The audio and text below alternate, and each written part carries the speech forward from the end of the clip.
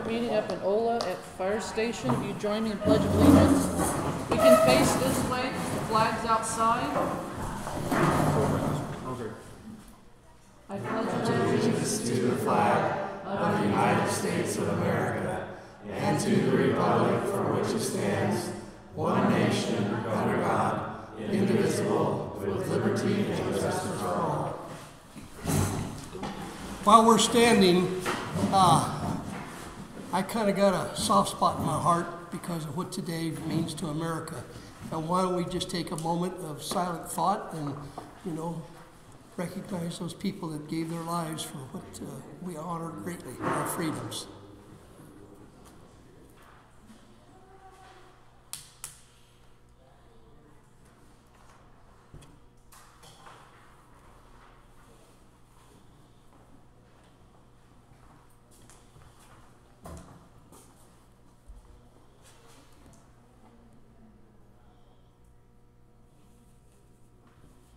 Okay, you can be seated.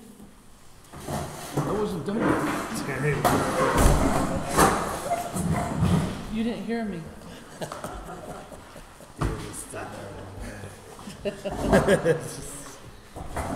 Okay, everyone has their hard copies of the meeting. All right, consent agenda. Anyone have any questions on the minutes from our August 14th meeting? Madam Chair, I'd like to make a motion to approve the consent agenda as presented. Is there a second? I second. Any discussion? All those in favor say aye. Aye. Okay, general patron input for non-agenda items. Okay, we have Aaliyah Nelson. Hi. Hi. Hello. I just wanted to give a little shed update, of course, because it's so exciting that our community is building it, and it's been really a lot of work and a big learning experience for all of us together, but we have been so successful. We have 3 sides sited, or just missing the last side. I just met with our electrician today, and our volunteer who is doing it is doing perfectly. He's amazing. So we're about 80% of the way through on electrical. So once that's done, we'll get the inside sheeted. Rhoda Paint and Emmett donated all the paint we needed, except for the trim, which I'm hoping that you guys would be willing to get for us, since it has to be a shade to match the schoolhouse. That was the way to word it. Anyway, so if you guys could talk about that at some date, that would be great. And it's been amazing. I just wanted to thank all of our community members who have dedicated so much of their time and their lives, especially Shannon Miller, Annalyn Jacobus, and my husband Justin Nelson and Kent Close. They have all been assets to us, and I just wanted to publicly thank them for a lot of their efforts for that, and all of those others who've been there as well. It's just a big team, so just wanted to let you guys know how that was and where we were, and we're getting close to finishing up. So thank you. Thank you. Thank you. Shannon Miller.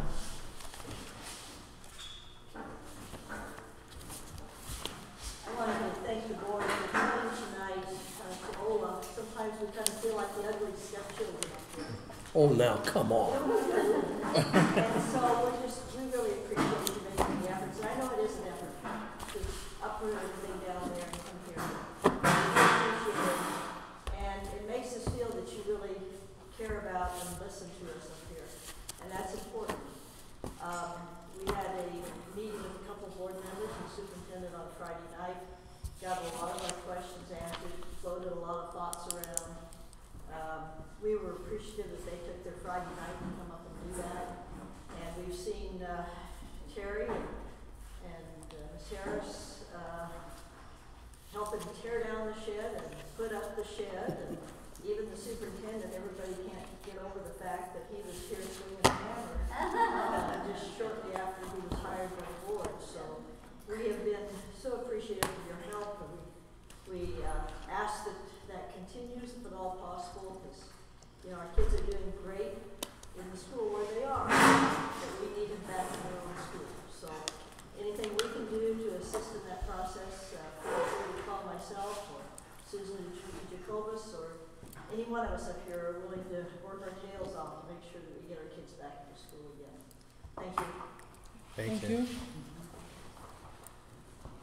Guest informational items, GCA report. Mr. Daniels. Just have a couple of reminders. This Friday is senior projects. The breakfast starts at 7. The presentations start at 9. If you're interested in watching one, I would get with Ms. Watkins or Mrs. Bowden. They would have information about who to talk to.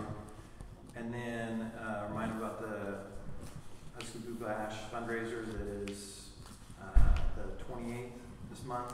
I talked to Becky Webb today, and she said there's still about 60 spots still open. So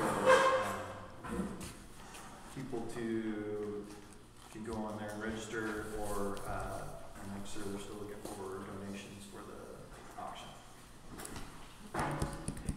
Thank you. Mr. Daniels, sorry, Madam Go Chair. ahead. Mr. Daniels, as far as donating items to the auction, do we just get a hold of Becky for that, or is there somebody that we can Kelly Myers is the fundraising coordinator. Okay. The email to reserve the spots is the AAA boosters at Gmail. It's just AAA and then boosters at Gmail. Thank you. And it's the dinner starts 5:30 and bidding's at 6:30. Madam Chair, can I say? I'm going to be there, and so I'm going to be betting against everything you're going after, everything you go after. So, be there. I've got my paddles. 2 of them. Well, the 28th, that's what I'm doing. I got to decide volleyball or football. So I might have to lean towards volleyball. All right. But anyhow, I might donate some items. Is all I was asking. There you go. I have a question about the senior project. So if we had, today I confirmed, so do we get assigned to a certain room? So we don't get to choose? When you check in, you'll have a room assigned to Okay. you. Otherwise, I can't let Too many people, yeah. Okay, I Everybody just didn't know takes how the it first floor works. for some weird reason, so. And where is that at? At the high school. At the high school? So Madam Chair, What's that? Ms. Watkins. So like, if Angela wants to come down and watch Riley, can she watch Riley, or does she just get assigned to a specific room to No. watch her? So there's panel people, and panel people are assigned to judge in specific rooms, and then it's open to all community and parents, and they can go into whichever room they choose. Okay, and how many of us here, I signed up today, and, You gotta sign up? well, To be a panel. no, oh, is that what I did? It pays to read, gotcha. You got me, okay. I thought it was an invitation to attend. It was, Oh. that's the panel member. It's not hard. Okay. It's okay. Yeah, there's a rubric. Okay. Yeah, you just follow. I'm now gonna have 4 cups of coffee. Okay, I got it. But how many of us here are, I just want to make sure that, because I signed up and I'm Mr. going. Jones. I will not be there. Not gonna work. Okay. Okay, thank you for that. All right, next we have Trout Architects Solar Report. Madam Chair, you should have the full report within your packet. It's also online. If you, and those of you that are within, and I apologize, it's not, we don't have it up as a PowerPoint. Architect report came in last Tuesday. It walks through, it's a very detailed report that talks about the structural issues that we have within the building. Basically, the dry rot issues. Once we start into that, it becomes the foundation issues, the sheeting on the walls. And then the bottom line is you're looking at about anywhere from $490,000 to 50% of the trusses or not trusses, floor joists had dry rot to $535,000 if they have to go in and replace all the floor joists. So that's an estimate. it's a report, informational only. I guess I'm gonna ask you is what direction would you like me to go with this report? Are there some areas or things you would like me to research to bring back to you in October? You have some thoughts or suggestions? Madam Chair, Mm-hmm. Mr. Woods, following the release of the report, have there been any follow-up conversations with either yourself or Mr. Smith, Mike Smith, with Trout that would elaborate any additional information, or is it just kind of face value at this point in time? So with Mr. Trout, no, but I did reach out to Bennington Construction. I asked them what their thoughts were. I released the report to them. They did a very quick assessment of the report. He says it's pretty much spot on, kind of where you would probably need to look. Mike and I's conversation has been, what is our next step? Do we want to bring up some actual construction managers, have them look at it with Mr. Trout? And I did speak with Mr. Trout about that. He says absolutely. So we could arrange a date, have whoever, invite all the construction managers in the area, anybody that would like to come out, walk the facilities, talk with not only Mr. Smith and Mr. Trout at the same time, if you wanted to receive some actual numbers on it. So that would be my suggestion if you wanted to do that sooner than later. So. Yeah, and just to follow up, I don't know, probably the elephant in the room when I read the report is the expense. So to me, there's multiple options that are probably going to come down the pike later on, and that's, there isn't 500,000 give or take in the budget, so it would have to be an additional bond item, I would presume.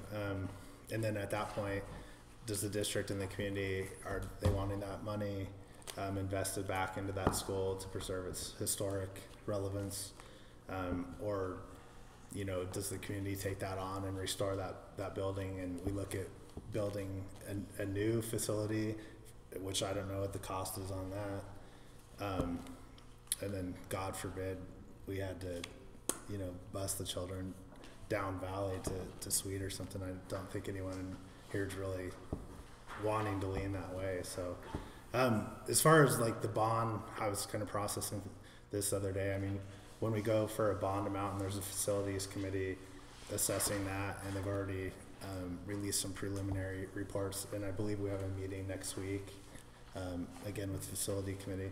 We're talking, let's say 60 million, give or take. In the grand scheme of things, 500,000 is a lot of money, but it's a drop in the bucket to 60 million. We spent almost $1 million on the roof job at the high school, granted there's a lot of kids in that school, and some could argue that was a botched construction project. So for me, I'm only on the board, for a few more months, but I'd like to hopefully do what's right and feels good, and we have a countywide buy-in by our taxpayers to stand up or stick by one of our last remaining rural schools, because as we know, they've all gone away over the years. Central Mesa, Hannah, this is the last community that's rallied around their school. So to me, again, 500,000 give or takes a lot of money, but when we're talking, above 50 million, it's not really in the context a huge amount of money. So just kind of throwing those thoughts out there. Mr. Teeter, you have something to say? Well, there's a lot of assumptions and Mr. Jenkins' statements that the board is behind a bond level of $60 million for a new high school. I don't think at least the board members I've talked to and the community members aren't there yet. I think we're there as far as we need to do something, but I'm not sure that we're there to build a Taj Mahal or something similar. And maybe we need to go back and rethink some things. So I'm open to everything. I do want to do what's best for Ola up here. My concern is, do we pour $500,000 into this building just because it's a historical building, or do we build a really nice school for, less than that amount, maybe on the same site. So that's some discussions that we just need to hold, and I think either way, we're committed to having a school here. And that's the more important part of it. And that's some of the discussion that we had on Friday, if it would be feasible to build a little school and then donate or deed over the school. There's all kinds of things that we talked about. Madam Chair, I do have a question about that. So if it is deeded over the community, what can they just at that point do whatever they want with it? I mean, once it's deeded over, Mr. Woods, do you know? As far as my understanding, unless we put something in the deed that said they couldn't do something with it or revert back if they, they chose to sell it and come back to us. I mean, it becomes their building. They could tear it down. They could make it into a basketball court. Indoor basketball. Indoor court. There you go. She's already got plans. So, because it becomes their property at that point. So. But I mean, as long as we don't put any stipulations on it as a school district, I mean, it can become a library, a museum, and any things of that nature, right? Mm-hmm. And they're not held to the same standards that we'd be held to. I mean, they could, if we were to deed it over right now, they could walk into the building and do whatever they want. They would have the report going, this is the issues we have with it, but it's completely up to them what they would want to do with it at that point. Gotcha. Yeah. They'd have some liability issues probably, but. A movie theater. The Ola movie theater. Saturday Night Flicks. Would anybody like a hard copy of the report? I'm willing to give up mine. I can give you mine too if you want.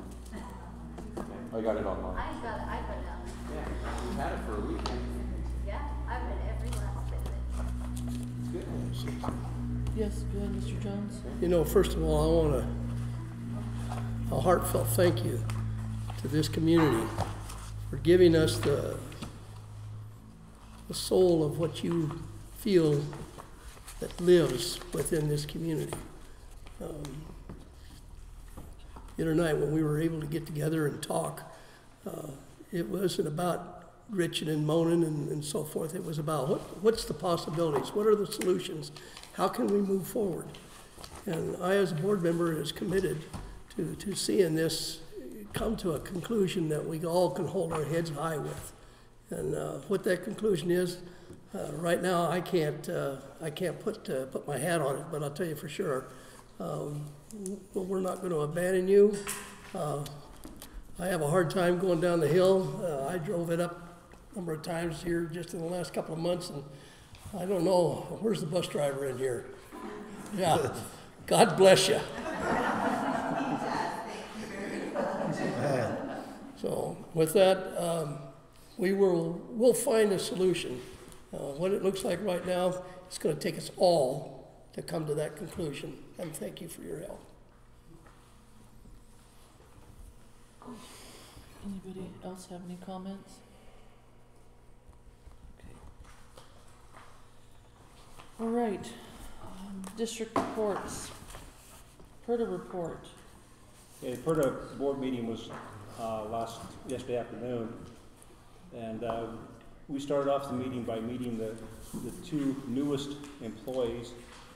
Chris Chavez is the PERTA career counselor. He's a part-time employee, and my understanding he's working 2 days a week. Is that correct, Susan? Yeah. He had kind of a checkered, as he put it, a checkered work history. I wrote that down. He's from Pennsylvania originally, and after high school, he decided he wanted to see the world, so he joined the Air Force. The Air Force, in their infinite wisdom, sent him to Mountain Home for his entire tour of duty. So that was the part of the world he got to see. From there, he went to work for Albertsons. He had some educational background. I didn't write down all of his educational because he's going to be back to be trained in various different areas. But he worked for Albertsons. He's got a degree in counseling. His wife is an employee of the district. She was a teacher at Carberry. We had a long discussion on what the board expects from him. He's just now, we're 3 weeks into the school year, he's getting orientated. He's working with the Emmett High School counseling staff. He spends a part of his time in the counseling office up on the 3rd floor. He's getting to know the PERTA programs, and it seems like he's got a good head on his shoulders and is going to do well and will be a help to the students of Emmett. The second young man that we met was Camden Robig, and he's at the Emmett Middle School, and I met him first on the opening day on, I think it was August 19th, when we had our opening session there. He's a Boise State grad. He wanted to be an engineer, but he ended up going into construction management and business. I thought an interesting thing that to put himself through college, he has a side business of flipping cars. And it's not that he's a big guy that he tips them over. He buys cars, fixes them up, and sells them. So he says he's got a vast knowledge on body work, mechanical work, just right down the road. He did go to high school in the Boise Valley in a CTE program. He has worked for Ada West as a consultant. One of his major issues he has right now is IDLA is taking up all the classroom time that he has. Is taking up almost all the 4 days that he's working with the kids, and he feels a little bit constricted by the IDLA curriculum. That's an online curriculum course. And it seemed a little frustrated, wants to get into the career wheel program for the CTE. The board discussed with him also our expectations of what we were looking to get from him and what we expect from his program. That this is a pilot with the middle school, and that we'll be working through it, and things will change. The next thing, they had the bills presented, and they were approved. Financials were approved. We next discussed a potential new hire of Brad Pollard, who's a California individual. Had a very interesting, I don't know how to describe all of his credentials, but he works for a couple of the Disney and one of the other animating things down there. He has online classes, he teaches, he's got all kinds of stuff. He wants to come to Idaho because his kids are here.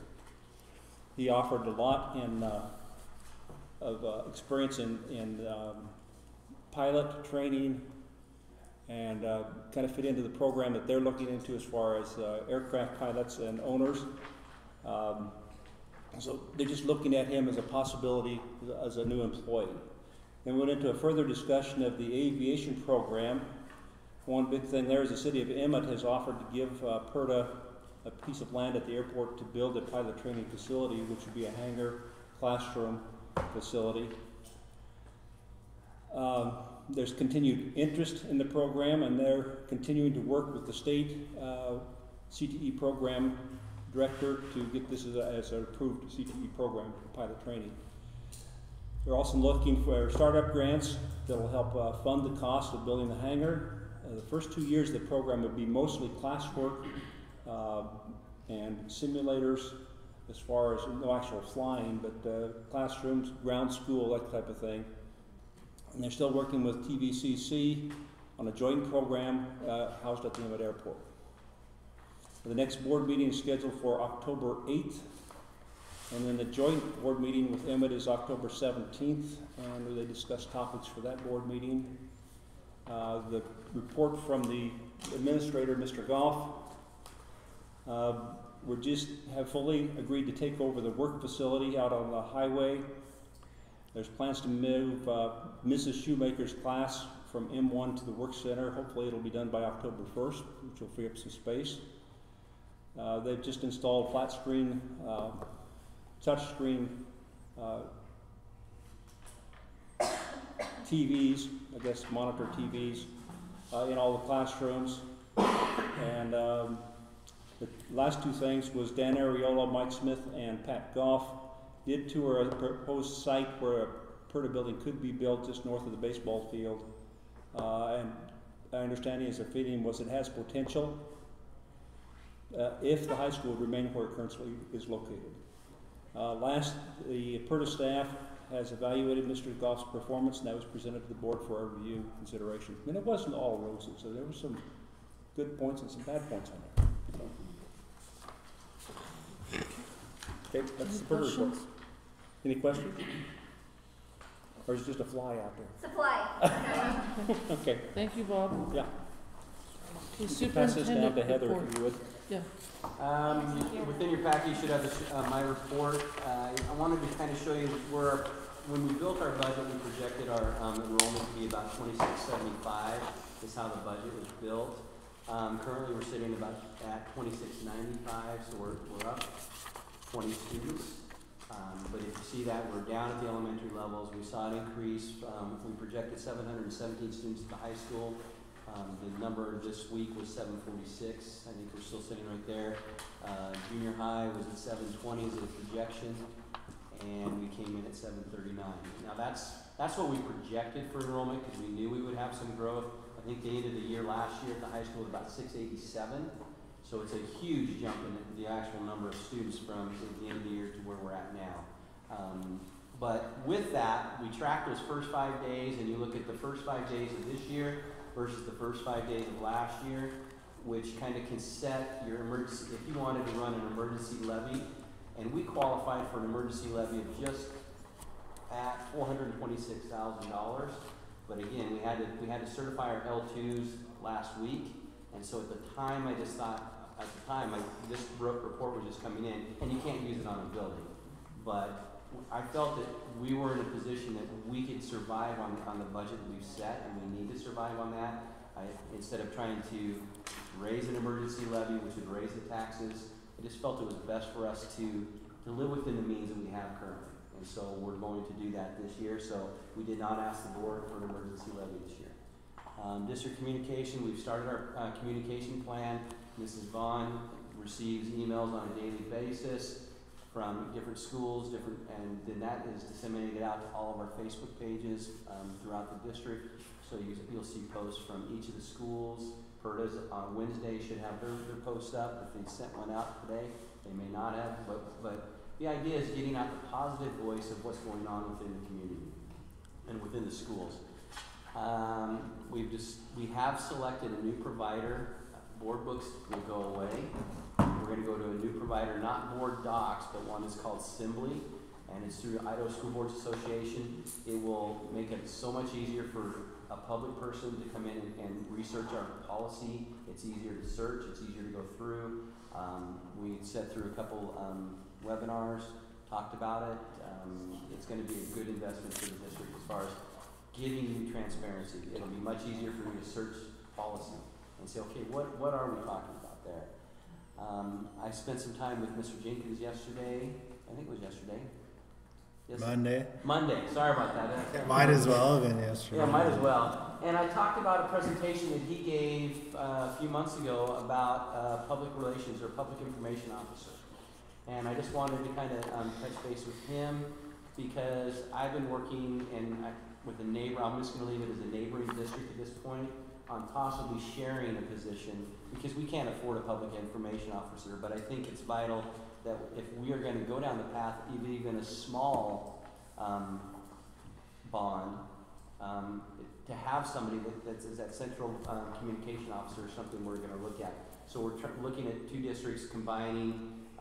CUNA and Caldwell do it with one person, have a memo of understanding between the two.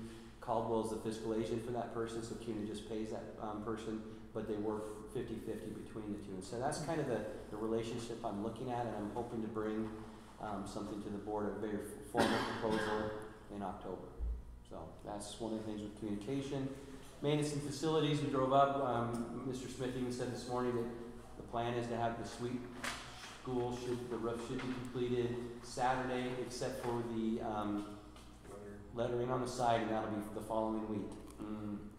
The middle school gymnasium is completed. They did the punch list today on that. Emmett High School track resurfacing, I asked Mr. Smith to start looking at bids for the resurface of the track. That was part of the money that was earmarked within the levy for this upcoming year, the next 2 years. I'm looking at resurfacing that. Preschool restrooms are a project that should be completed at the View Complex in September, and another priority is the elementary fire suppression lines. I have asked Mr. Smith to kind of hold off on the new locks and doors on both the View complex and the high school until probably right after Christmas, just to make sure our budget's gonna play out the way I think it will. It's still a priority, it's still something that's there, but it's hard to do it during the school year anyway. So looking at those bids and seeing exactly where we're at, and so I've just postponed it. I don't want it to, I'd hate for us to get into a pinch with financially and come down in spring, but it is something that will be a priority. District student achievement, we're working our school-wide improvement plans. We've been working on that, which will tie into our continuous improvement plan that we'll present to the board on the 18th. We spent quite a bit of time today working on that. And fall benchmark tests should be completed this week. The data will be available. Hopefully we'll be able to present our fall data to the board in October. So you'll get to see where we're at now, and we'll look at our growth as we go through. A few dates that are coming up. I'm going to be attending the state bias and sensitivity committee. This is not to try to teach me sensitivity, but this is where I review. I'm part of a panel that reviews every single ISAC question for this. We look at it to make sure it fits Idaho students. I've done it for the past 5 years. We've sat through every single question. It's an amazing process, and they're always looking for board members and public people that would like to sit on that committee. It's typically a 2.5-day process. They schedule 3, but it really gives you an understanding. There are some teachers on it, there's PTO members that are there. It helps you understand what this test is actually, what it looks like, how it can really help our students, at least not help our students. It gives us a good diagnosis of what our students know. I'll be there. We got yes, ma'am. Sir, how do you get on the? Who do you contact? You send me your email, which you send me a quick email saying you want on it. I'll get a hold of her. Okay, I'll be there Monday. What? Share that information with friends. Okay. Yeah, absolutely. Public school foundations, facilities presentation, a few things that are coming up. We will present to the Idaho High School Association on the 24th in our attempt to petition down to the 3A level. We should have we should know that day, I believe. I mean, it's usually they're either going to say yes, we're going to be able to do it, or no, we're not. I have a few Region 3 superintendent meetings, and I got the quarter craze down, the 28th. You guys can all come down and grab a paddle, have some fun. So it's kind of what we've been doing. I'm enjoying it so far. So, any questions?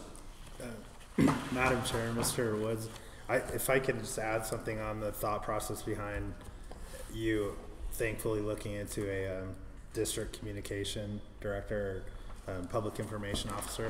The whole thought process behind that and the gist of the presentation I did, which admittedly I pirated from the Idaho School Board Association conferences from the communication directors at the state Department of Education level and within the Nampa School District. But they talked about the critical need within districts today to have, clear, concise, and proactive communication in our districts.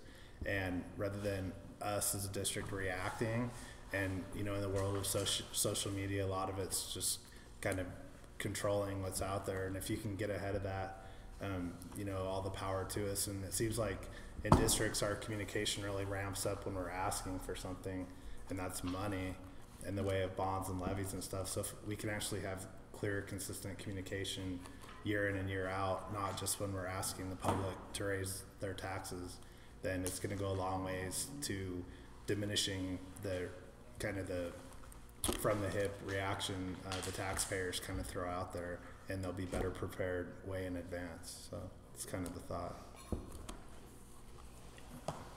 Any other comments, questions for Mr. Woods? Thank you. Okay. BCH Suite Ola report, Mr. Joyner. Last week I reported on Friday in the weekly report, and Suite, Mr. Woods has already given much of what I was going to say. That roof's going to be done hopefully this week, like you're saying. And they've been not only for me this, they're working on it over the weekends, not to interfere with school. We are at 39 students, I believe, this week. And then going to Ola, the big moving down from the school building down here to the community building, and Mrs. finally got Wi-Fi and got a phone and a hard line in there. So I know she's Behind it. I know she's happy about that. It came up on Tuesday, and it's just they're doing really good with the situation they've got. You know, having everybody in the same room. In school, they have all those 7 grades in the same room, and so just making that work. And I was just noticing when I observed there, the sound level was right where it needed to be. You know, kids. I know. I'm sure. You might have something to say about that, but yeah, it was pretty impressive.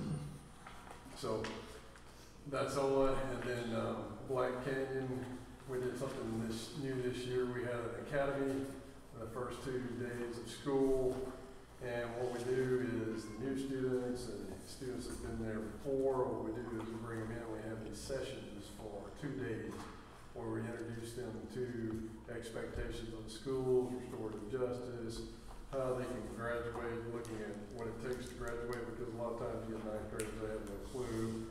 Maybe in 10th graders, you're like, okay, I don't even know what this means. I just know I'm taking a class and maybe that's pass or not. And then so we introduced them to that, and we had a lot of team building activities during those 2 days, just to build kind of like a family situation in that school, because we find that is what we need to do with that population and just getting to know each other. So that's what we did in those 3 schools, and that's what's going on. And you'll get more this coming Friday. Go ahead, Mr. Jones. Steve, I've looked at test scores, and Black Canyon isn't a shining light for us. Is there some hope there? Do you see possibilities of making some improvement this year in that setting? Yes, and do you understand why that might be the case? That our test scores will not be higher than the rest of the schools? Oh yeah, I understand that, but I mean when it gets quite close to the 0 line, I get. Yeah, we're taking the kids that did not make it in the other schools a lot of times, and so we're starting on one leg to begin with those students, within hopes to get them to graduate. And a lot of times we lose them before they graduate. And so yes, we work on that. We're looking at doing what's called an ISAT interims to help the students get used to the test, the ISAT test, so they'll know how that test looks, so they'll know what to expect on that test. And we have to get those kids interested in school, academics, period, because some of them come in and they don't even want to be there. They want to leave. They're just waiting until they turn 16. So I would encourage you to come, all of you, some of you have been in there, and come look at our student population, come look at our school, how it's run. So that's what we're for, is we're to build up those kids and get them to where they need to be, because a lot of times those are the kids that most people, a lot of people don't want to have in their schools. Thank you. And so it takes special people to teach those students. Some of them aren't there because of bad behavior. Some of them are there because socially they can't handle the high school because it's larger. You know, and they just can't handle it socially. It's not anything bad against the high school.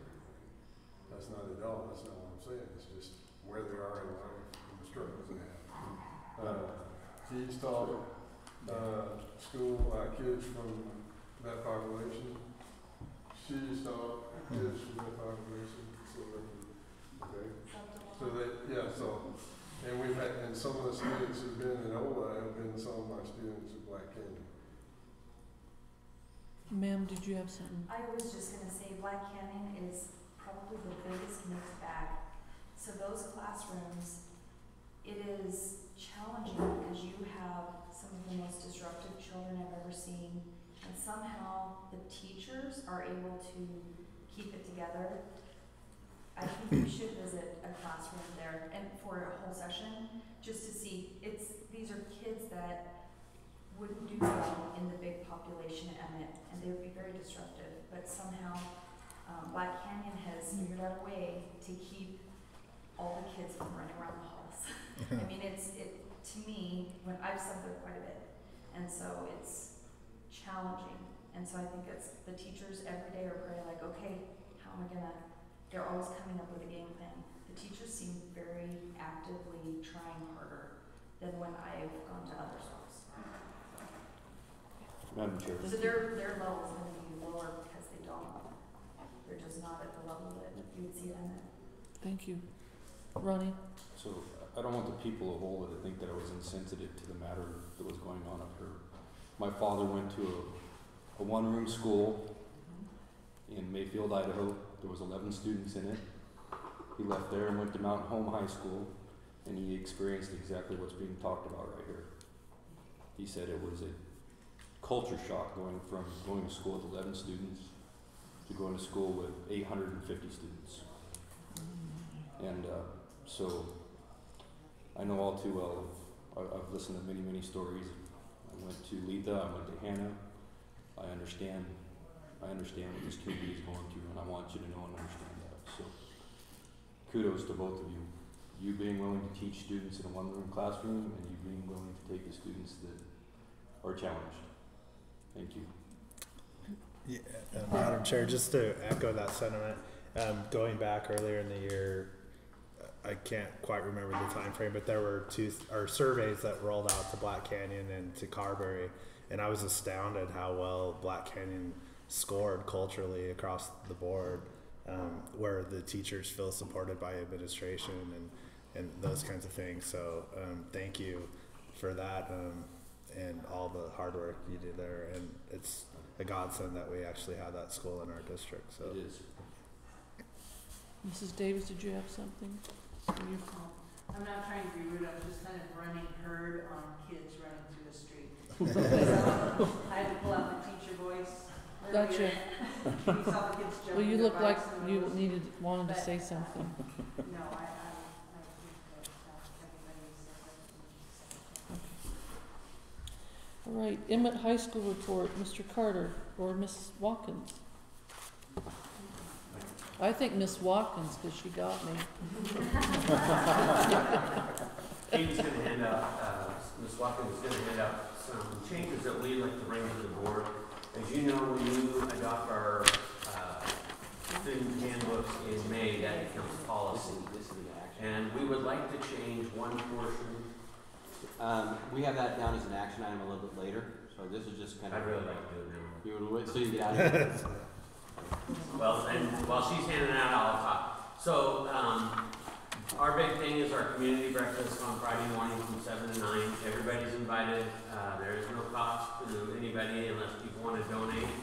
And then the senior projects. We will have about 90 senior projects.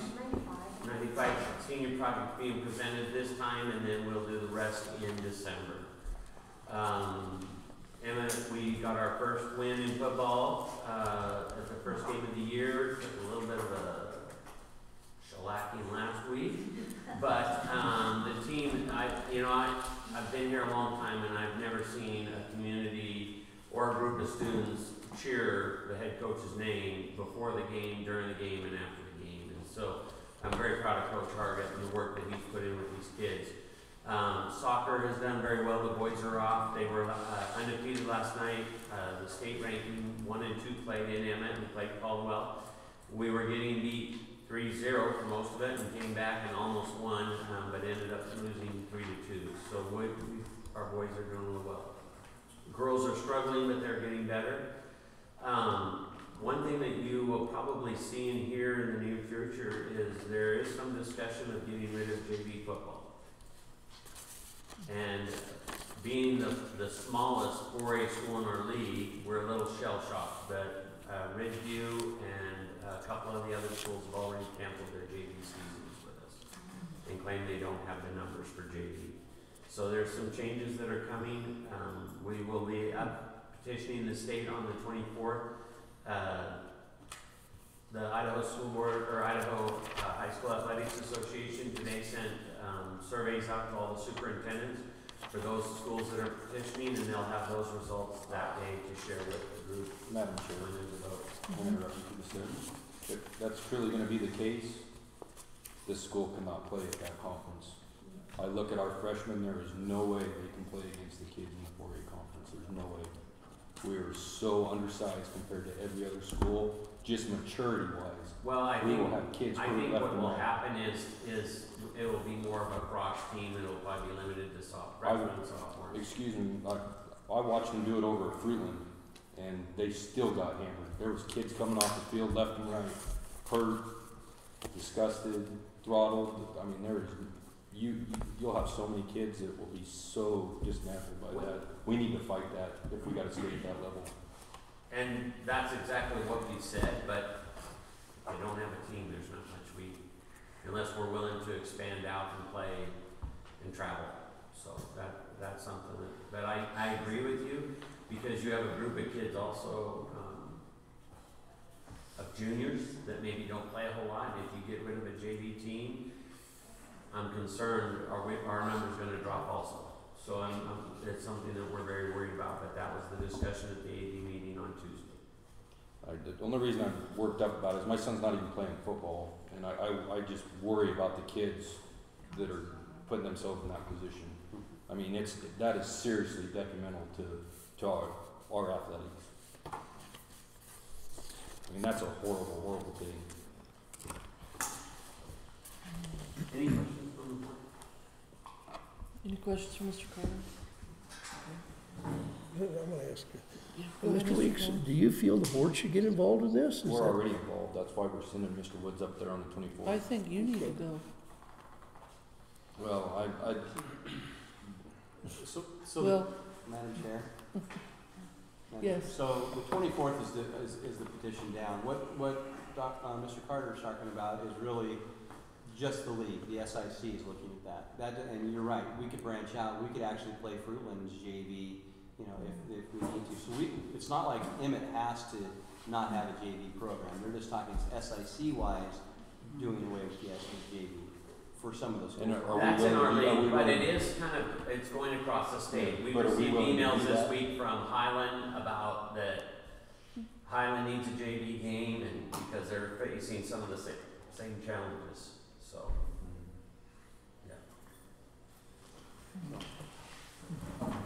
Anything else? Okay.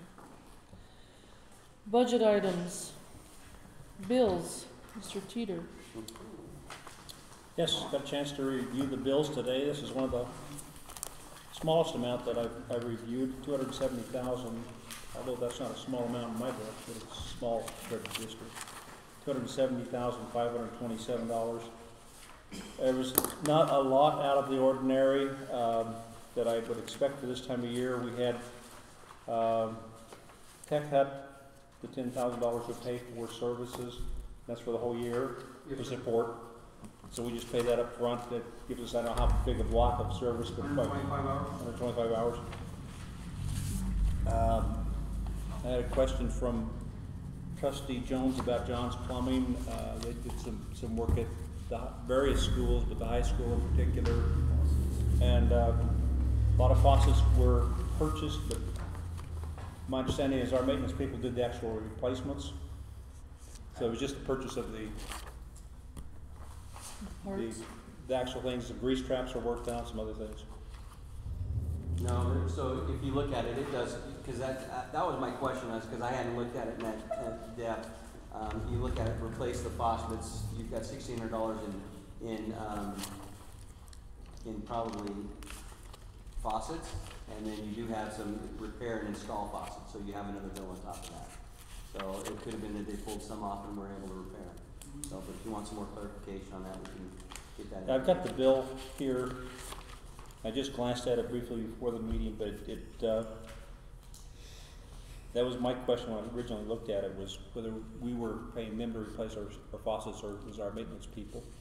And there was some in the kitchen area that had to be worked on, some grease traps that had to be worked on, some that, other things that they did, but some things that we did too. So it was a combination. Mr. Teeter, that was at the high school? At the high school, yeah. Okay, I'm not aware of it. You sure it was? It was probably maintenance that needed to be done. It wasn't something that you'd asked for. It was just something that had to be No, completed. No, that was all high school. Yeah, I think there was two, I think. Which ones? I just didn't wanna sit here and shake my head, yeah, not. Well, I take it back. There's Carberry for $400. Okay, Food service was at $904. okay. Roto-Rooter service on one, another high school grease trap. It's a combination of things. And Ty White actually does more of the food service area. I mean, that's part of my building, but Ty is the one that handles most of that. And those grease traps needed, we can't do that. Yeah. They've gotta be pumped, and if not, it's pretty disgusting. It's gross. So Madam Chair, Mr. Woods, so they replaced them or did they just have somebody come in and clean them out and? The grease traps? Yeah. Those are pumped. It's That's what I'm actually a saying. So trap. do we have a company that we use that comes in and does that all the time? Yes, I'm assuming John's Plumbing. John's is the one Plumbing, who do yeah. it consistently. Gotcha. Yeah, the one was more than just cleaning, they had to do some Roto-Rooter work to it. Yeah. So. We've got quite a bit of cost for attorneys in this bill, Holland Hart plus, Amy White's bill. Holland Hart is for the, self-funded insurance, and that will stop, since we didn't get that through. Other than that, anybody else have any questions about any specific bill? Mr. Jones, do you have anything? I'm good. Thank you. Anybody have any questions for Mr. Teeter regarding the bills? I might miss one question. There seem to be a lot of technology bills, a number of different entities. Do they have, are they under one control or is there multiple departments involved in that? If it's technology, it should be coming through us. Okay, So we buy for the entire district, support all the schools. so you have multiple companies you do business with, is that? Oh, definitely. I mean, most of my purchasing is now to Amazon just because it's cheaper than anybody else. But if something's high there, I look elsewhere and, and then certain things I buy from OETC, which is a pre-bid contract pricing. I mean, I buy smart boards from them that normally retail for $1,800 for $1,200. I mean, they have free shipping, those type of things. Well, I mean, I always shop around, but you probably saw several bills from Lightspeed Tech. That's the in-room sound systems. It gives you a same level of sound everywhere in the room, no matter where the student's sitting versus where the teacher's standing. What you're purchasing, is it for repair and upkeep, or is it new application? It's both. Okay. Like for the Lightspeed one in particular, that was for Shadow Butte, and I've got written here, music department, music teacher. For one, right, we installed, I think, 7 this year, and I just ordered 6 more. So the goal is to get one in every room. It gives the teacher a wireless mic, and then, like I said, it gives a level sound no matter where the child is sitting. So even when the teacher turns their back, the sound is identical no matter where you're at in the room. Okay. It's a great system. It really is. The research behind it is very beneficial. Madam Chair, Mr. Carter, on Rhoda Paint, it looks like we repainted the high school and middle school bleachers, which I'm sure that's very welcome. How often does something like that happen? Well, we have to go through each summer and remove boards that we just don't feel are safe. On average, I would say that it's anywhere between 75 and 150 boards, and then painted every year. There's also a bill from Mountain West Materials. Any other questions? Madam Chair, Rada donated paint though, according to that, right? Not for this. No, that was for the Olive That was shed. for the Olive shed. Yeah. $834 for paint. If you send Aaliyah down there, maybe they'll donate. We worked a Squeaky good deal. wheel, yeah. They were awesome. You need to make a motion to approve the bills. I make a motion that we approve bills as presented. Is there a second? Second. Any discussion? Okay, all those in favor say aye. Aye. Thank you. Budget review. Madam Chair, Cheryl was unable to come up here tonight. She had a prior engagement, so I told her that if you had any questions, that I would express them to her tomorrow. She actually put some notes within her budget, so especially on the cost overruns, if there was anything that was coming close, that hopefully you can read through those. But they should explain anything that is getting close to the max. But is there anything that popped up? Madam Chair, I just was curious, when, in speaking with her, if we were about the same place we were at this time last year, if everything seemed to be copacetic, or if we were already farther in the hole than we were at this time last year. Did you have any kind of conversation with her? Like We've that? had some conversations. I got some concerns. I mean, I think we're okay, but again, until we really get all of our staffing in there and lined up, which it should be by next week, and exactly where our payroll is going to come out, we'll know. I don't see us being, doom or gloom, but it's not going to be. There's not a lot of money running around there. Does that make sense? Yep. So that's where I postponed, just said, let's hold off, see where this $90,000, because it was about $90,000 in door hardware. I thought that's something that we can postpone a little bit longer, just to see where we're at and if we need to make some adjustments. But I didn't ask if we were on track from where we were this year compared to last year on that. Revenue-wise, we should be okay though. What we're expecting to bring in, that should be there. It's just what are our expenses and where we're at. So, that help? Yeah, and what I meant by that, have we already paid more money out at this time than we did last year? Are we similarly the same? Looking through the budget, when I was looking through it, to me it looks similar, but she knows all that. And I can ask her, and then send out an email or something that kind of says where we are. We can have an update next week, if that's okay. Yeah. Would that be okay? Madam Chair, if I could, I've got a list of items I want to talk to her about, so. Okay, yeah. Okay. Mr. Jefferson? Madam Chair, to back that up, where are we at in the audit process as far as the timeline with all the work that the audit draft district office? To Cheryl this week. She reviewed it. They made the adjustments. She sent it back. We should have it early next week. And as soon as we have it as a draft, the direction is going to be to get it to you with the idea that by the October board meeting, we'll have a list of questions. If you have them, we'll either have them answered, or the auditor will know what questions you want answered at that audit on the 11th. So the sooner that he can get this second draft back, she's reviewed it. She sent it back. We're hoping to have it back within a week with the adjustments that need to be made, or anything that might be their clarification. As soon as we have it, we should have it right after that. It'll be an electronic copy to begin with. And then if we don't have enough information, if it takes us a little longer, I would ask that we maybe push off the actual adoption of the audit or approval of the audit until a week later. Make sure you have plenty of time to review it. Okay? Any other questions? Okay, moving on. Action items, approval or denial of new hires, transfers, resignations, change of job status, release from contract.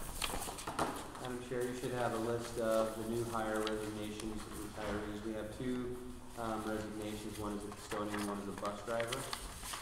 Where hopefully you would accept the resignation, and then the list of new hires, all that are within the budgeted this year's budget. So all of those are aides other than the 5th grade teacher and a behavioral intervention specialist.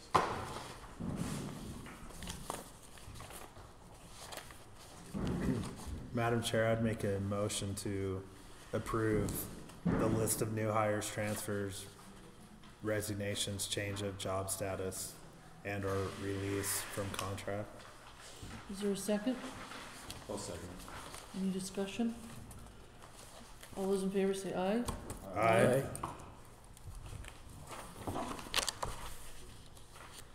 Okay, approval or denial of alternate authorizations. Madam Chair, we need within our notes, board notes tonight, that we are in need of 2 alternate authorizations. One is a content specialist for a secondary teacher in physics and mathematics, and then an alternate authorization for a secondary teacher in math K-12. Those are 2 hard to fill positions, and typically we would need those. Mr. Carter, you want to say anything to that? This is our team, this teacher's third year, so he's almost done right now for his service. But we just needed in the notes to actually say that, if at all possible, I would like to ask you to approve it. Do we have a motion to approve alternate authorizations? I'll make that motion. Is there a second?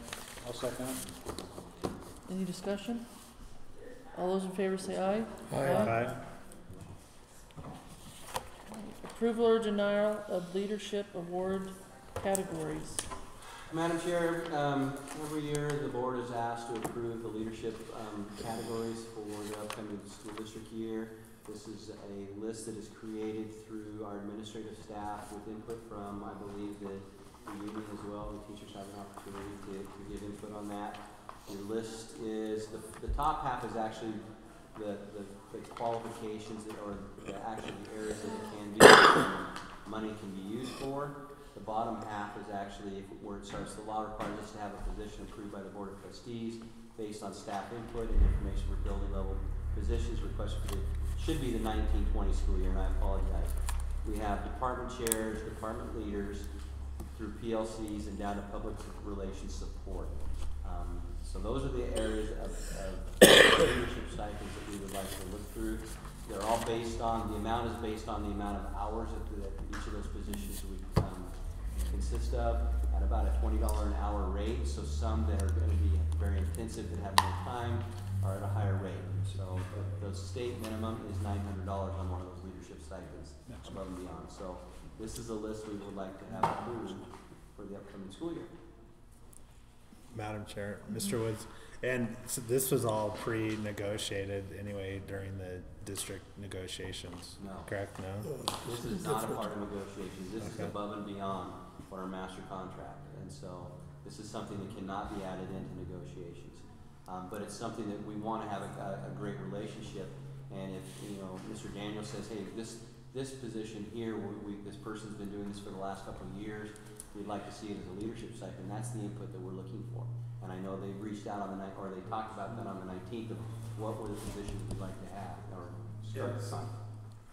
Sometimes we say like stipend, and we say, well, we can fund that through leadership money, and so they do it through the leadership instead of the stipend. And then that leadership money is out of negotiations. It's something that's not in negotiations. These are just trying to reward teachers that are going above and beyond and doing that extra, and it's been very successful. Madam Chairman, Mr. Woods, do you know how this compares to the list of last year's? I mean, that's unfair.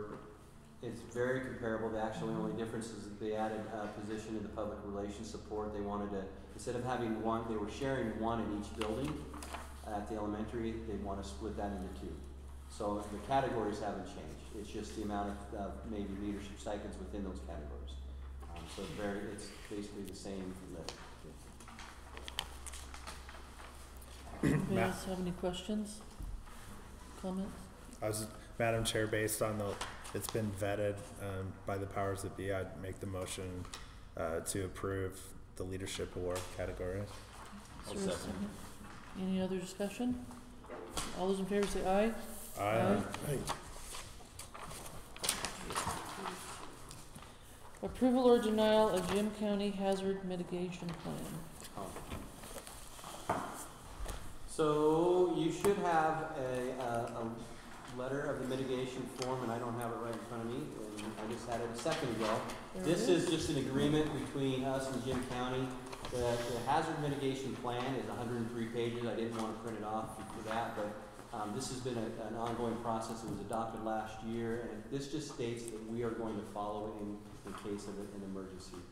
This is just a renewal of what we were doing prior. So just wanted to have it, if you feel comfortable, approve that and get a signature on it. So that is the actual agreement that we would have. So, Madam Chair, Mr. Woods, will we all sign that here tonight then? If you approve it, I would love to have that signed. Well, it's the same thing we had last year, so. Mr. Jones? I noticed that, I went online and it's more than 100 pages. It's 200 or 300 pages, but it says in there that we have participated in the development of this. Who in our district has done that? I mean, do we know what is in the plan? Do we know how to operate the plan in case of an emergency? We did have representation on it. Mr. Rush was involved in it, and I believe Mr. Ariola went to a few of the final ones. But as far as other than I've been at the first meeting, I'm looking at it as that plan was kind of agreed upon, where this is where we're at, and we need to move forward with it. We need to have people involved with that so they know exactly what it consists of. But that's where we move from here. Our next meeting is the 17th. It's on Tuesday. So, okay. Yeah. Thank you. Madam Chair, Mr. Woods, just to echo what Trustee Jones was saying, and I'm sure the principals can probably speak to this. We had a situation last school year up at Shadow Butte where there were some tweaks that first responders wanted to make on that, and I know Mr. Adams isn't here, so I can't really ask him, but are the principals comfortable with kind of that relationship with the first responders in the county and the adjustments that are needed to be made in any of those gray areas? Okay. We're moving forward on some things with that as well. So. Well, Madam Chair, in that training that we went to, that's a legitimate question to you, Principal, because they at that training we went to, they brought in was there fire and city police, first responders were there, and they are very involved with this plan in Ada County, and they want the principals' input. A lot of input from the principals of each facility. So because each facility is going to have its own uniqueness, and so I mean absolutely that was good training. Yes, Mr. Woods? I'm ready to make a motion if you need it. Okay. I make a motion that we accept the Jim County Hazardous Mitigation Plan. Is there a second? I second it. Any other discussion? All those in favor say aye. Aye. Okay. Next, approval or denial of Ola Community Center lease agreement. Well, when we sat down and had a nice discussion, it's been over a month ago, about putting a lease together. I didn't think it'd take us that long to put it together. I assumed it'd be a little bit easier, but Ms. White, Amy White, has created this lease agreement that basically is all the pieces that we discussed. We would have control of the community center on a monthly basis. We would pay. I put a payment of $12 one time for the entire year. But if we choose to move out mid-year or any other time, they would just keep the money. We're going to cover all utilities. If there's any furnace issues, something that happens that we're involved with, that we'll be responsible for that as well. But we want to work really close with the community, because after that Friday meeting, we started talking about, well, we haven't had a funeral up here yet. And that scares me. And so if we're going to be in this for long, not that we're, but if we're going to be in there for a long term, we need to make sure we're a good tenant, I guess, for the community. So, but I feel this is a very comfortable lease agreement. I think that it protects both sides, and so I hope that you would approve it so we can submit it and move forward. We are paying the utility bill, and we've added a phone system, hardline phone in there, so that'll be available once we leave.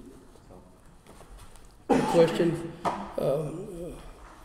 Mr. Woods, on number 9, Yep. on page 4, it talks about termination.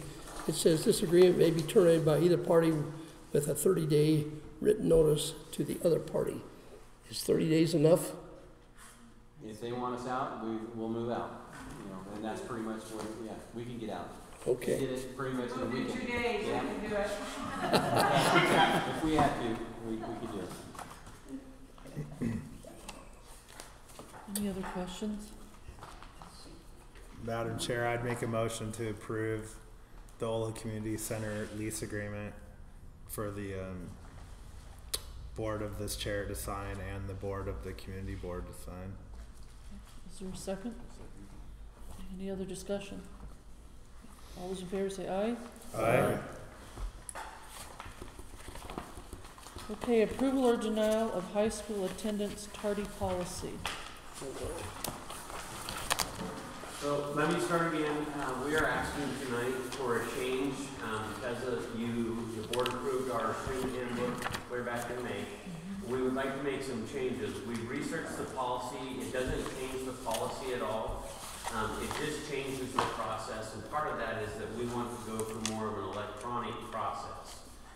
What was happening is we were meeting with the students, Mr. Wright and myself, mainly Mr. Wright, on starting after the first tardy every time. And teenagers are tardy. So there was a lot of interruptions of pulling them out of class and so forth. And what we'd like to do is change that to where the teachers will deal with them the first 4 times. They'll document that through Infinite Campus, so electronically they'll keep track of that. And then what will happen is Ms. Watkins will run a report, and once those kids hit 4, she will call them in at that time and start on number 4 instead of number 2. You're talking about probably 50 or 60 interruptions during a day. And so we're eliminating quite a few interruptions for those kids on 2nd, 3rd, and 4th and putting that more on the teachers. We've talked to the teachers about this, and the teachers were in support of less interruptions to their classes and pulling kids out. So we're not really changing the policy overall. Still, they can get 8 tardies and there will be some consequences assigned, but we're putting it more on the teachers to track the first 4. And then when we run the report for those kids that hit 4, they will meet with the administration. Ronnie? So if I understand correctly, that the 4th one is that triggers the meeting with. So they just keep a ledger. So what it used to be was a form that looked like this, and every time a kid was tardy, this is last year, the teacher would fill this form out, send it with the kid down to the office, then Mr. Wright would come back to the classroom, pull the kid out of class and have a discussion with them. Now we're just running it all electronically. The teachers are no longer in charge of this form, just I am. And so the teachers just count tardies just like they're taking attendance, like whether a kid's absent or present. So we're just streamlining it with the attendance policy that Mrs. Whiteley runs. And then we can pull the report right from Infinite Campus. And that's what we'll do then is run that report. And once we see it 4, that's when we'll start meeting with them. On number 5, on 4, we're even making some contact with parents, but number 5, we're going to kind of ask for a meeting with the parent and the student because since we've changed it, long ago, it used to be 3 tardies equaled an absence, and we did away with that. Since we've done that, I think there's been less than 5 kids that have ever lost credit due to tardies. They understand because they're motivated. Well, they're motivated, and it's a little bit different than petitioning for credits. I'm not as lenient. I try and explain to them if you're tardy 8 times in 54 days at a job, how are you going to keep that job? And the kids understand that, so. Madam Chair, I do have one more question for Mr. Carter. Mm-hmm. So under the stuff in our spreadsheet here, when it gets sent to the prosecutor's office in that policy, can you explain to me how that's working? Arrest warrants and all that? Well, for us, there's not a lot with the prosecutor because once they become 16, we're very limited in what we can do. So for us, we don't have a lot to do, but the elementaries and the middle schools, and I can't remember her name. I want to say Tasha, but I'm not sure. She works with the prosecutor's office, and she has been working with the principals at the schools, and where they're trying to do a kind of a preemptive meeting and agreement and some guidelines for the students and the parents before it goes before the judge Because I'm assuming that part of it's directed towards the parents. I mean, obviously, they're not gonna go arrest It can, I've seen it happen both ways, where the parent will say, listen, I'm trying to get my kid up and they're fighting, and then the judge tends to hold them more accountable. But there's also times where the judge has held the parents accountable, saying, Mr. Weech, you're not getting your kid to school. Why? You know, and so it just depends on the scenario and the situation. Thank you. Any other questions for Mr. Carter? Madam Chair, thank you for it seems much more reasonable and streamlined that works with your schedule. And so I'd make a motion to approve the high school attendance and tardy policy. Okay. Is there a second? Second. Mr. Teeter? Okay, any other discussion? All those in favor say aye. Aye. Okay, informational items, trustee election update, Mrs. Vaughn. So there was 10 individuals that submitted their forms by the deadline. The papers got by yesterday, thank you, to get contact information. He collected phone numbers for all those individuals so he can contact them regarding, they'll have a forum where they can ask those individual questions. He also took down the information of the person's treasurer, in case they needed any questions from those individuals as well. Unless you guys have any questions about them. So in our charter, okay, it was drawing straws. Of the 5 who get the most votes, the 2 individuals with the least amount of votes will get the shorter term. They'll go up for re-election when you go for election, and then the other ones will get the longer 4-year term. If there's a tie, that's when you do, it's flip a coin. If there's a tie in our policy or in our charter, it's flip a coin. But if we didn't have an election, we would have drawn straws, is how we would have done it. So in this case, if there's a tie vote, it's a flip of a coin. But I don't know what your chances are of getting a tie vote. But maybe. I wouldn't mind flipping a coin. I think that'd be fun. Heads on both sides. Yeah. That's pretty good odds in my opinion. Any other questions for Mrs. Vaughn? Okay, policy, student transportation. Okay, so we have policy 710 in front of us. This is one that we pulled last month because I wanted to make sure we had the information. You see the parts that have been marked out on page 2.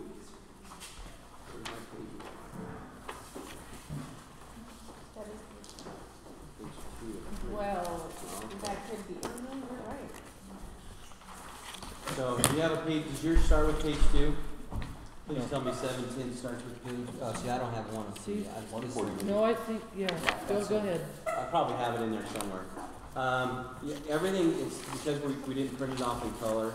The changes are underlined. You say page 1. It says, with the exception of those students who qualify under the McKinney-Vento Act, which is our home, if you're identified as homeless, in order to qualify for transportation between a child care facility and school, the child care facility must be within the attendance boundary and more than 1.5 miles from the assigned school. Approval is done through the annual open enrollment process. That's just cleaning up the policy, and then what you see out from underneath that is just what we would delete from it. Down to the back of page 3, which is just what we do in lieu of. So in lieu of is when we deem that it's not safe to bring a bus up there, or they're traveling, we can't take a bus up the road, we will pay for the parents to drive them down. And the amount that we've paid in the past was 6 cents below the state average, but we didn't have it in policy. So all we've done here is added in there in lieu of payments not to exceed 6 cents under the current state rate. If the rate changes, then it raises or drops that amount. So that's the changes first reading on 710. Any questions? Did I catch all that one? Okay. Madam Chair, Mr. Roy, where do we come up with the 6 cents? How do we It has been historically where you have been, and Okay. so that's why we felt it was just a little bit below the state average, and we thought we'd just keep it where we currently kept it. So that was the only reason it was there. Okay. So, Madam Chair, Schwartz, do we know how many riders do we have that we're paying at this time? Right now we have three.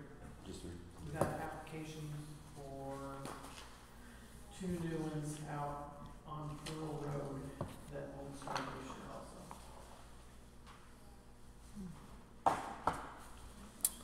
Okay. Madam Chair, I'd make a motion.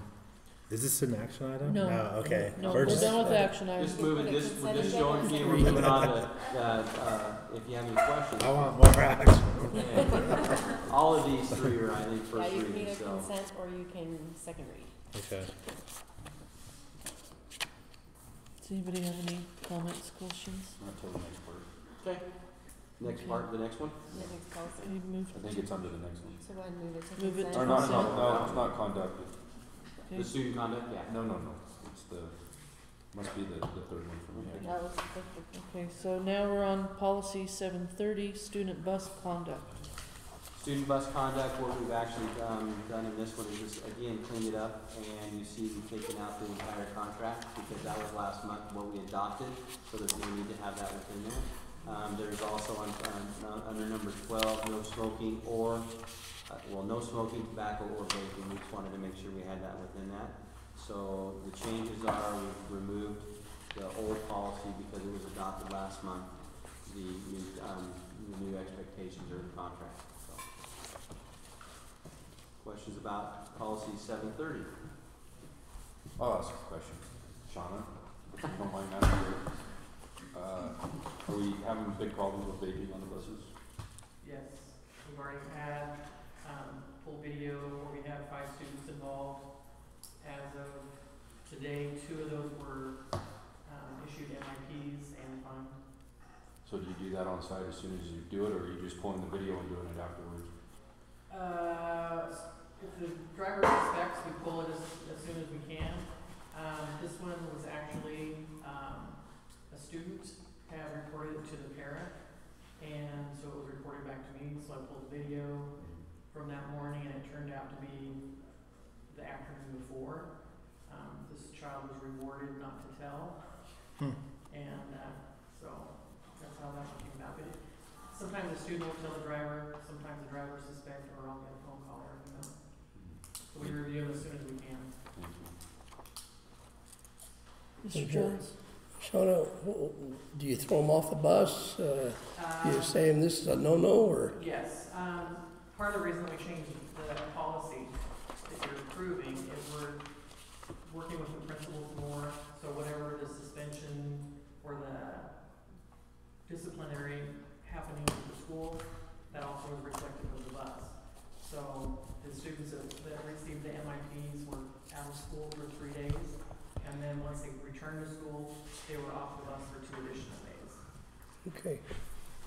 I've noticed that vaping seems to be a deadly issue, and then there's authorities looking at the possibility of outlawing it, and maybe you'll come back and we might have to revisit this.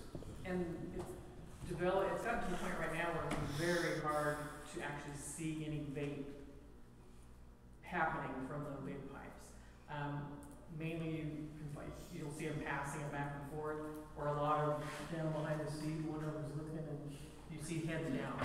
And when I see that, I watch back 2 or 3 days to see, is this just a habit of the student? Are they, just one of those kids that leans forward in the seat, or are they usually engaging, looking around, and then this particular day they're down behind the seat, so it's, you can usually tell. As if you've got enough to do. Yeah. How long do you guys keep the video records? If it's one that gets pulled for something like this, I keep them for the whole school year. I mean, regularly, how long do you track the bus? How long can you go back? It depends on the bus route. Most of the buses right now will track 2 weeks, a minimum of 2 weeks. The shorter routes, sometimes I can get a month. It just depends on how much that bus runs. Yeah. And then what it does is it just recycles and it just records over.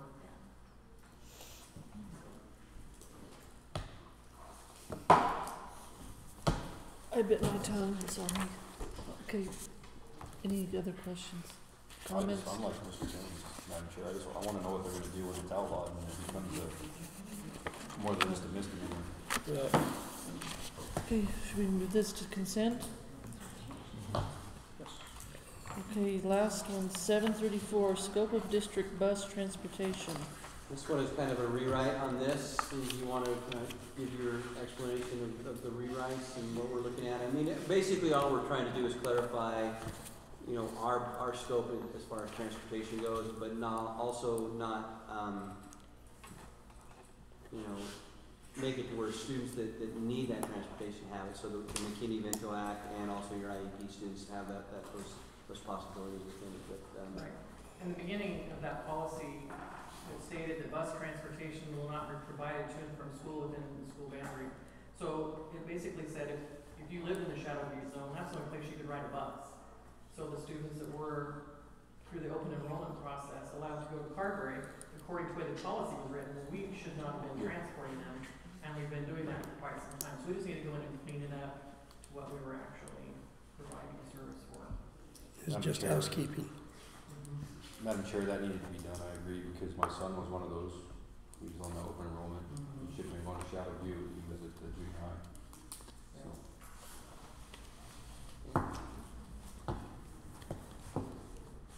Any questions, comments on this? I do have one, how many people within that mile and a half, how many kids were picking up inside that? I think on our last state report, there was, I want to say about 145 kids that we were transporting. That number's going to be lower this year due to that sidewalk we provided all the way down 12th Street. Oh, yeah. We won't have to bus those kids that were walking down along that area, so we should have a student count, state student count coming up here for the next month. So we'll get some numbers. Anything else? Okay, move to consent. Okay, board member input for future agenda items. I have been playing touch base with Mr. Chad Ranstrom from the Morton Company Insurance. I emailed him for him to not come all the way up to Ola. And then we are gonna, the election's coming up, so I emailed him back, told him to just come to the January 8th meeting if he had that available. He does. So he said that's fine. He liked lots of notice, so he will be at our January 8th meeting for that. The second thing is some of us had wanted to have work sessions specifically regarding maintenance. Correct. And what do we want to learn from the maintenance? What do we want? What's our goal? I want to know how the budgeting works. You know, how much money does our maintenance department have for repairs in any given year? And how do they allot to a job A? I mean, how do they prioritize the needs? You know, is it squeaky wheel, or do we have actually opportunities to have upgrades here and there? And just so people know, I mean, a majority of those maintenance budgets, correct me if I'm wrong, are eaten up by salary and benefits. It's just kind of the way that worries me. So I brought this up so that we can, give Mike. I know he's swamped, busy, and it's probably be really hard to pinpoint a date and time with him. But Mr. Woods suggested that we talk about this at this section of the meeting, and then try and find a time with Mike to do that. The other one is the curriculum, to visit with Mrs. Dr. Roberts. Did you have something, Bob? Well, I wasn't through at the maintenance yet, so Okay. I want Go ahead. to address that, because we've talked, and even at the town hall meeting, there was talk back then as far as maintenance schedules for what's annual, semi-annual, 5 years. Yeah. What is our maintenance schedule for all of our buildings? Are we being proactive or are we being reactive? I feel that we've got a 10-year plan sitting out there somewhere. It's been several years since it was implemented. where are we at with that 10-year plan? I think we need to have an understanding of that. We need to know what's coming down the pike at us. I know we were talking boilers at the 2 elementary schools, possibility down the road. They're now reaching the end of their lifespan. Maybe that's the first, from Craig's look, it's the first he's heard about that. But also the sprinkler systems out there with all the problems we've had with those, and some things that we just got to get on our radar so we can afford to pay for them when they happen. Madam Chair, but we talked about it before. I think it'd go a long way to have a report from Mr. Smith. Right, and he did that at our last meeting at the district office. So I would like to schedule a work session where that he was wanting to visit with the board too. So could you please email Mike and we can see what availability of time and dates he has. The second one that I hear a lot about is curriculum, so you can. Did you have something on your sheet there that you want to learn about? I want to thank Mr. Woods today. I was waiting in the parking lot, and I went into his office, and we sat and chatted a little bit about the numbers. I'll call them, any of those farm wheat, and you heard of the falling numbers? That tells you the quality of wheat that you're buying. The lower the number, the worse off you are, the less money you get. Well, in our curriculum, we have issues with math, and we have falling numbers. And he explained to me some of the issues that he's facing with and trying to talk with the teachers and get the coaches to step up to the plate and kind of re-energize the teachers and the students to, third grade, if they don't have a good reading and research shows if they're not reading at grade level by third grade, they're not going. It's so difficult to get them to grade level. They typically will never get to the grade level of reading. And then the research also shows that if they're not reading at third grade level, their ability to be proficient on the ISAT test and it drops dramatically. You can see a correlation between a student that's not reading at grade level, that grade level, 6 years down the road, what their ISAT scores are. And so our discussion is today, we had an amazing discussion in the administration about what is going to be our focus. What is going to be the area of focus? Mr. Joyner and Mr. Carter both. We said, okay, if that's where we're going to go, let's see how we, what is it we're going to use to see where we're at. So the IRI at the K3 level, followed by the ISATs, but then how to use the data that we get to improve instruction. We give them a lot of the data. There's a lot of data out there, but they don't know how to use it, and we are not supporting them. That's what our instructional coaches are for. Those coaches should be coming in and say, here's what the data says. Here's a targeted intervention to help this student individually. And that's what our SIP plan says. We're going to have targeted interventions.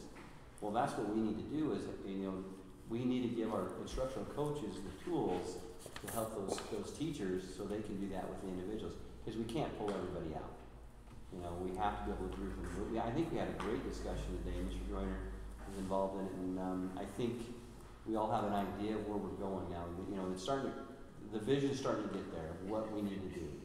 So, Madam Chair, Mr. Woods, does that help with curriculum alignment with testing as far as how the ISETs are formatted and how the testing is being done? I mean, so you adopted Envision Math this past year. We've adopted, I guess, but and it is aligned. That math is aligned to the ISAT test, and so that's a good thing. The questions that you see on that test within the computer adapted are very similar to what they're going to see on the ISAT, which will help our students.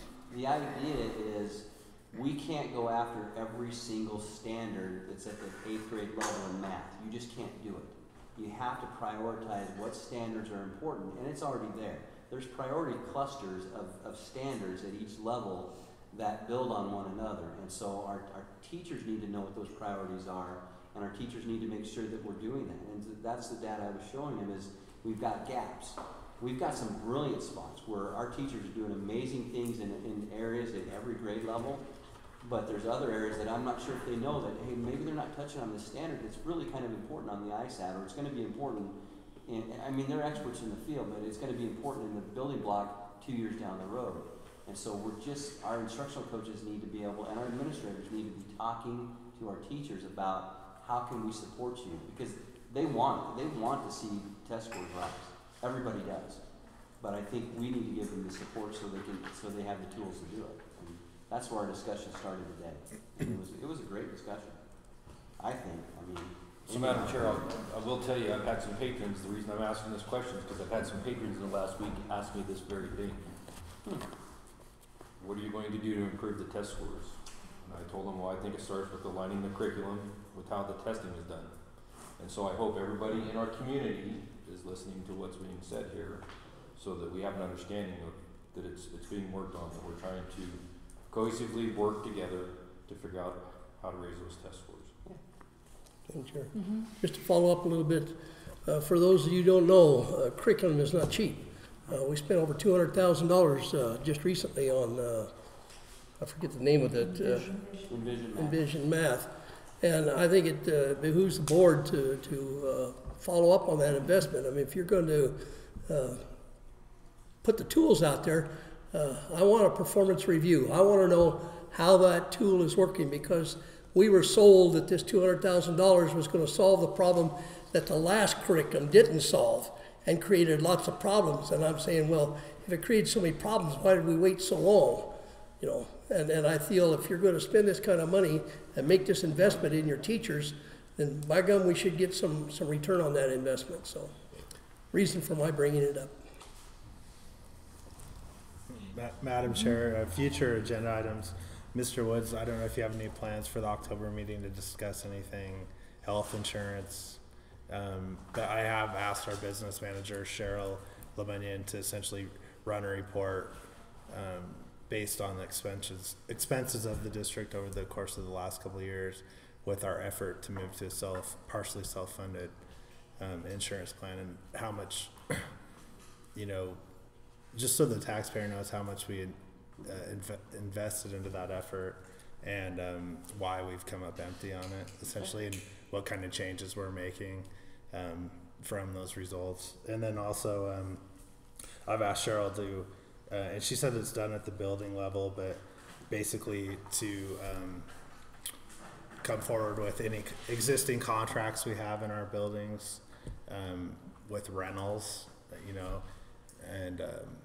and again, she says that's done on I approached her in the summer, and the people weren't in their individual offices, and I know she's been dealing with the audit process, but I just want to make sure the revenue we're bringing in on any kind of rentals in that arena are meeting up with policy, since those were way before this board was ever in place, and so we really don't have any transparency as to what's coming in and what those contracts are.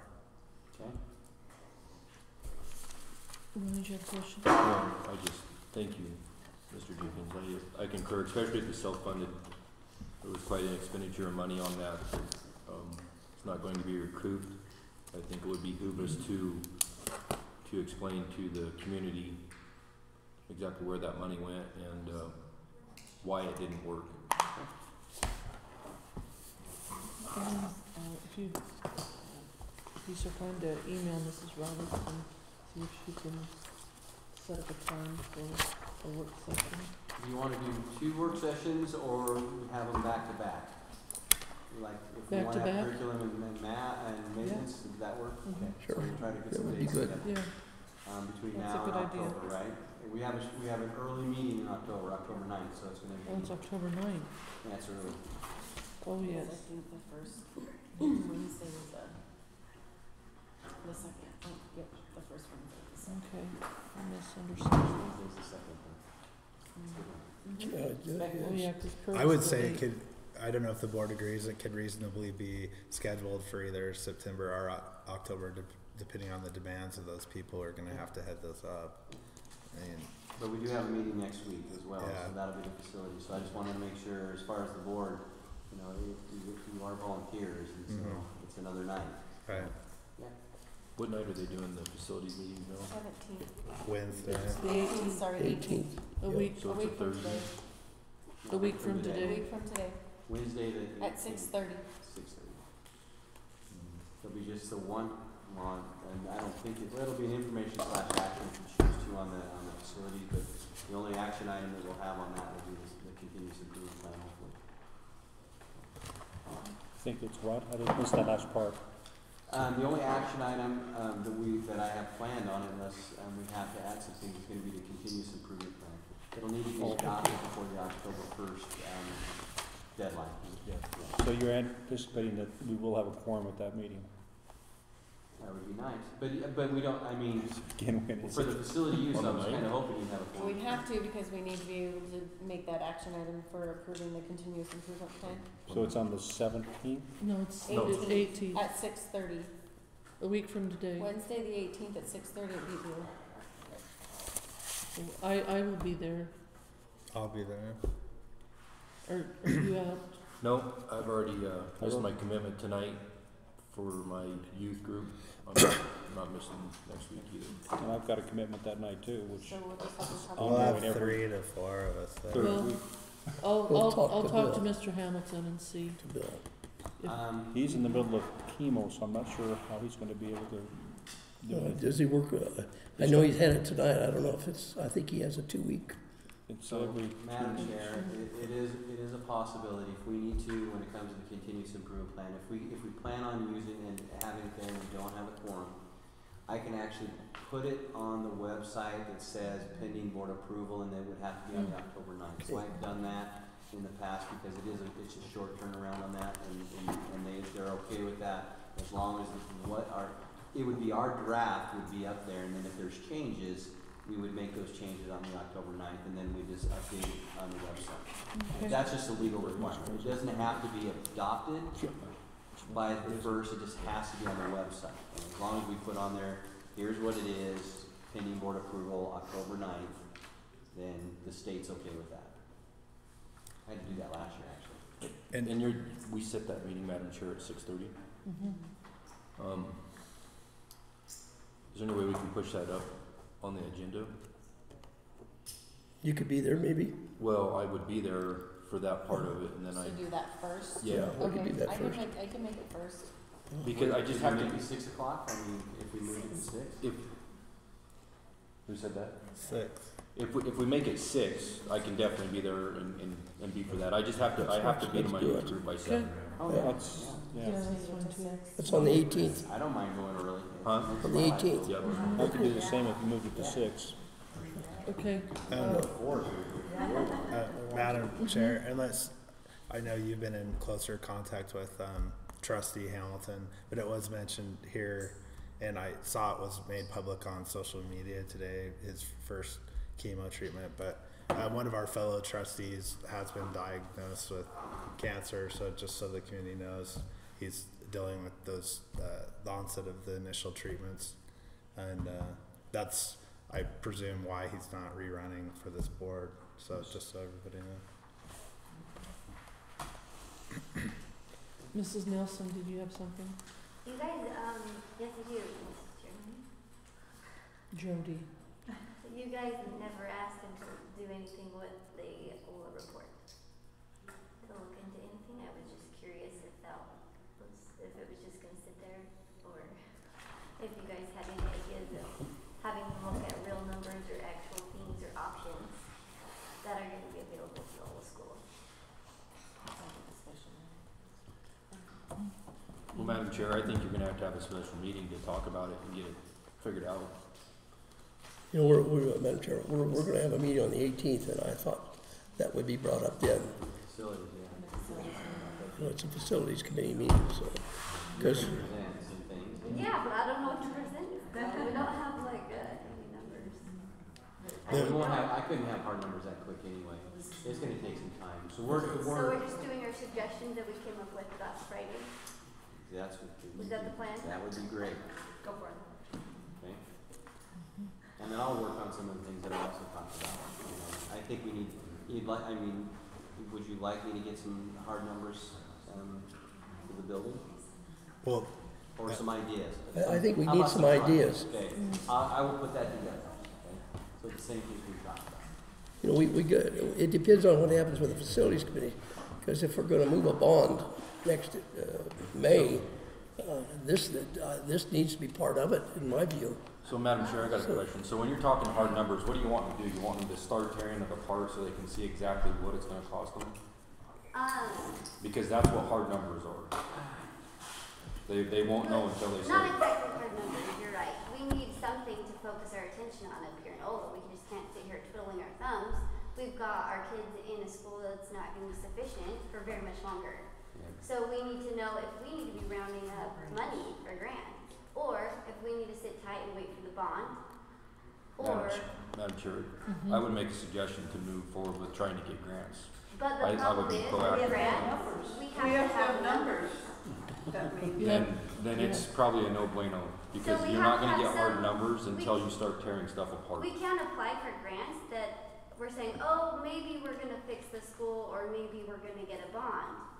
You know, grants, they wanna know exactly what they're repairing, and a lot of that can be utilized from the report, but a lot of it is in La La Land. Madam Chair, I would say, like, we're all sitting in this room very fortunate in the timing of everything, because we do have a potential bond before us. So it's not like we just went through a bond and then this reared its ugly head. It's perfect timing to get that we can put this on the table, and we're moving forward with the facilities committee. So you being present at next Wednesday's meeting and basically having a voice and lobbying that it's important to preserve the school up here, and that be a part of the bond, which could be coming in the spring or in the summer or late, is going to be advantageous for the whole effort.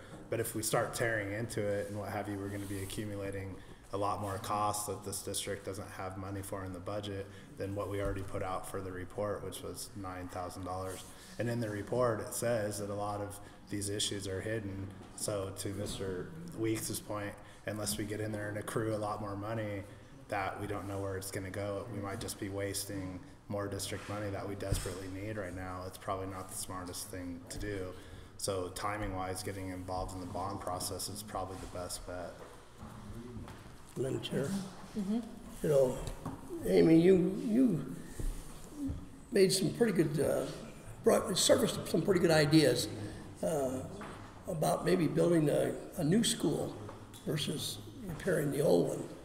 And I think that's something, if you people can work on that idea, because maybe a new school might be, we notice it's going to be a similar priced facility, but is that what the community would lean toward? I thought you made some pretty good sense of your comments, and you know, that would give you people a building to do with what you want. I mean, you can preserve it, you can utilize it, you can add it to your community. We can put a new school up here.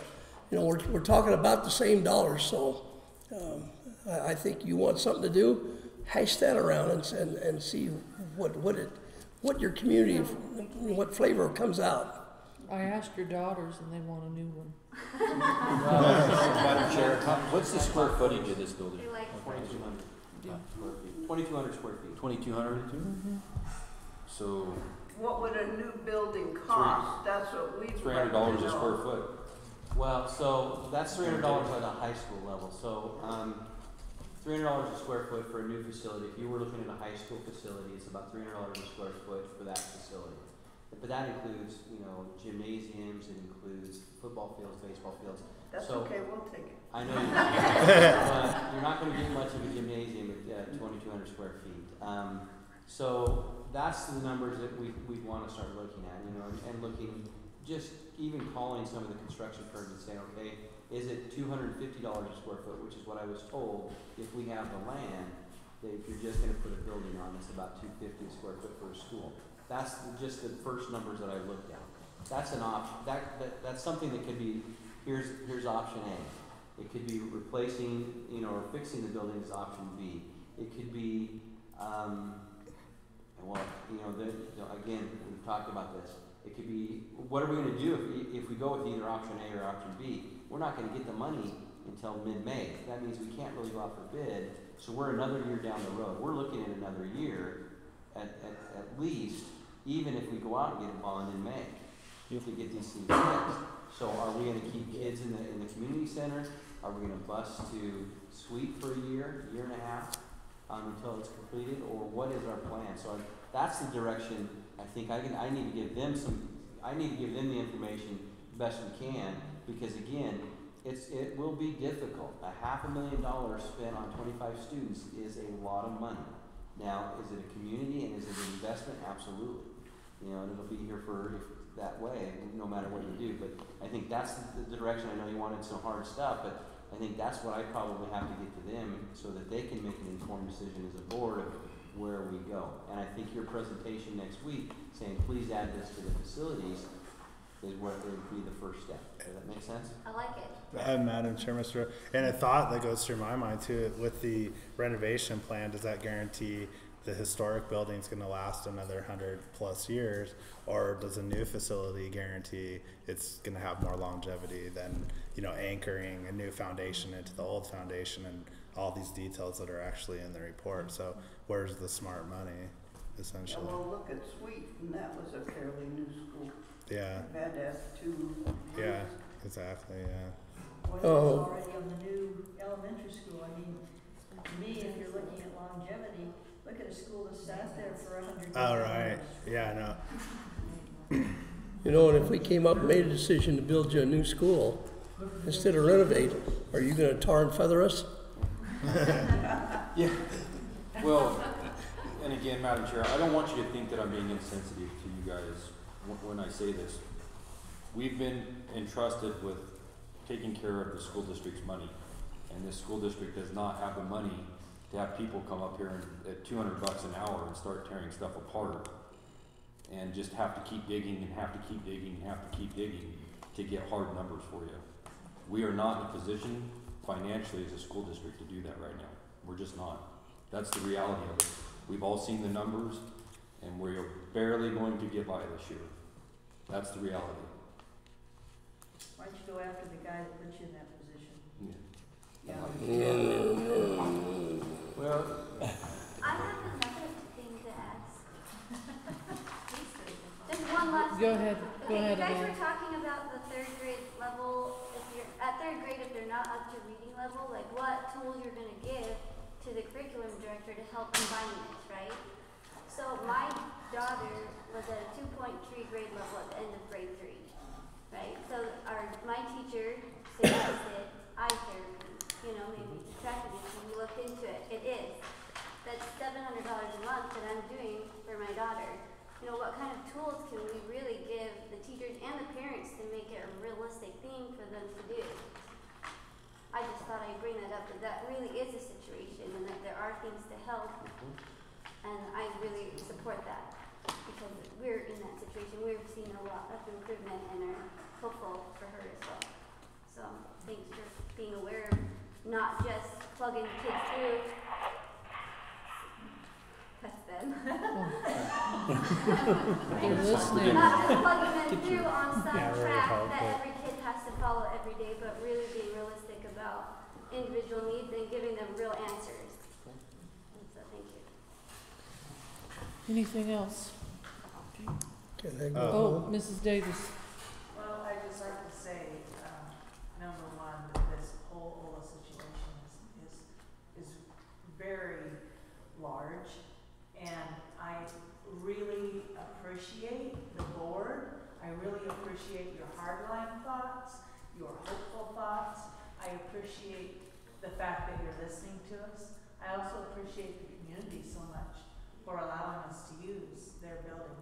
Because no matter the politics, no matter the past, we have to move forward, and it's about the kids. And so I just appreciate everybody who's involved in this and doing the best that we can.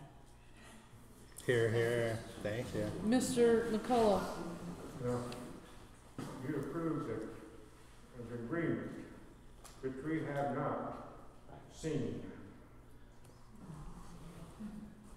You're next. You're next. You're gonna look at it. Yeah. No, and I knew that. And Yeah, your name goes next to my name. so you need to look at it. And you agree with it. So But I kind of like to go through it. absolutely. Yeah. We do it tonight. Yes. I wanted to make sure that you agreed with what we have in there. Now, if you agree with it, then it's a. We got in here too. Okay. There's in our meeting. Okay. Okay, I will stay back and after the meeting talk with you. Okay. Any other things? Do we need additional copies? Yeah. Or is that all happening tonight? Or? Yeah, I Does, have. Okay. Madam Chair, Yes. will that have to be notarized? It didn't say so. They Does that have to didn't, be? I don't know. unless you guys for want it to do that. Legal binding document? There's nothing on here that has notary stuff on it. That came, and this came from Amy. Amy White. She didn't require it in her thinking. She didn't say anything about doing it. So I can clarify, because they're not gonna sign it tonight anyway, so. I would hope not. Yeah. We need to make a motion to adjourn. I'll make a motion to adjourn. Is there a second? Second. All in favor say aye. Aye. Opposed? Nay. Two of you. That's getting too close. That's a little too close. Wow. Actually, I don't know if that's a. Thank you.